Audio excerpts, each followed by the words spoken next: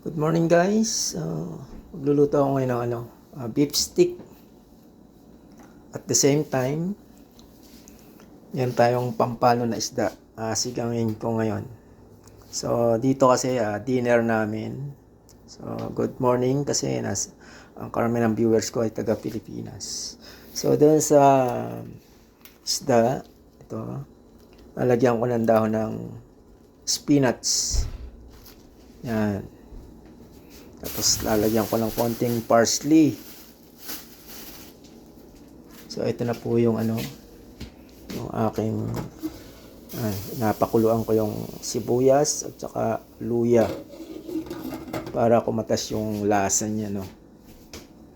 So dito sa beef stick, lalagyan ko pa yan ng asin at saka durog na paminta bago siya i-grilled. So may grilling pan ako rito. Ito ang grilling pan ko. Yan. So ilalagay lang yan dito. Ilalagay lang yan dyan. So yan. Dyan lang i-grilled.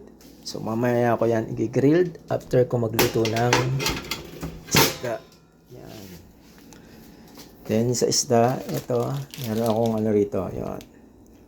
Tamarind. Yan. Sinigang sa sampalok mix. Yan lang.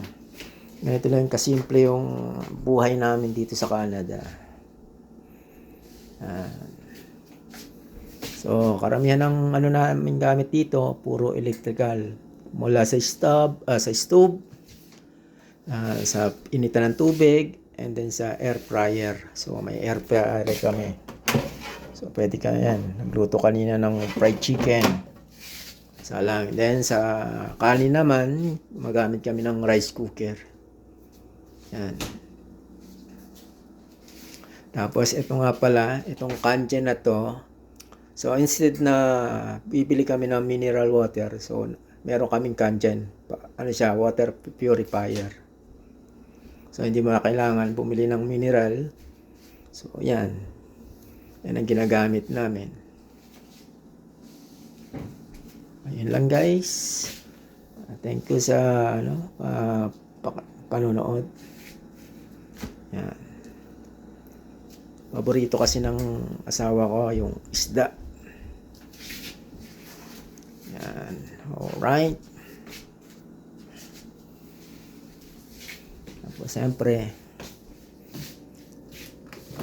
yan, pumili na rin akong konting konting karne. May isda pa kami rito na salmon. Ayan. So, laman ng rep namin. Ayun lang. So, konti lang yung laman ng rep namin. So, malapit lang naman ang palengke rito eh. Kaya, okay lang. So, ayan. So, mamaya na guys. At ako'y magluluto na. Okay, thank you.